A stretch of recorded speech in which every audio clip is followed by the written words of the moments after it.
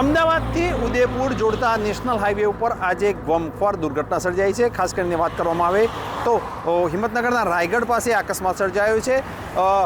આસપાસના બાજુમાં જે હુંજ વિસ્તાર છે, હુંજ વિસ્તારમાં જવા માટે ખાનગી ઇકો કારમાં પેસેન્જર બેઠેલા હતા।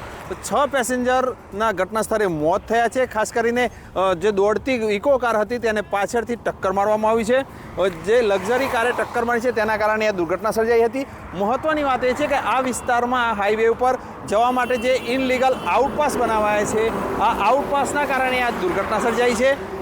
વહીવટીતંત્ર દ્વારા આઉટપાસ બંધ કરવા માટે હાલ પૂરતા 2 જે બેરિકેડ છે તે મૂકવામાં આવ્યા છે। સૌથી મહત્ત્વની બાબત એ છે કે આ જે બેરિકેડ મુકાયા છે તે શરૂઆતના તબક્કે જો રસ્તો બંધ કરાયો હોત તો ક્યાંક ને ક્યાંક જે આ સમગ્ર ઘટના છે તે રોકી શકાય હોત। આ જ રોડ ઉપર ભૂતકાળના સમયમાં 8 વ્યક્તિઓના મોત થયા હતા।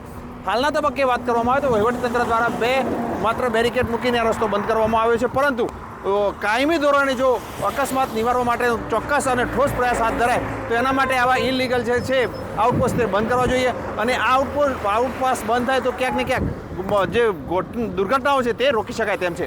શામળાજીથી હિંમતનગર હાઈવે ઉપર અકસ્માતનો બનાવ બનેલ છે।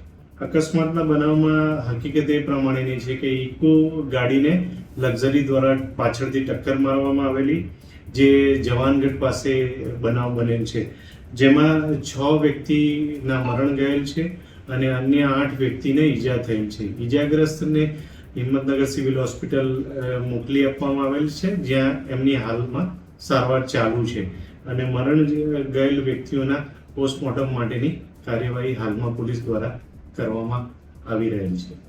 કારણ કોઈ સામે આવ્યું છે?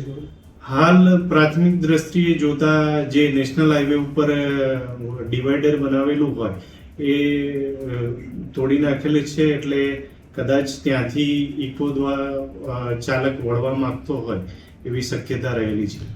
ઇકો ક્યાંથી ક્યાં જતી હતી, શું કરવા જતી હતી? ઇકો ગાડી છે સરડોઈ, જે મોડાસા તાલુકાનું છે, ત્યાંથી હુંજ ગામ ખાતે જતા હતા।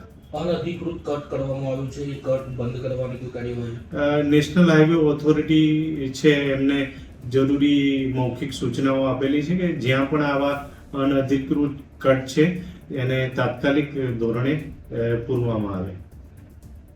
હસમુખ પટેલ, ગુજરાત તક, સાબરકાંઠા।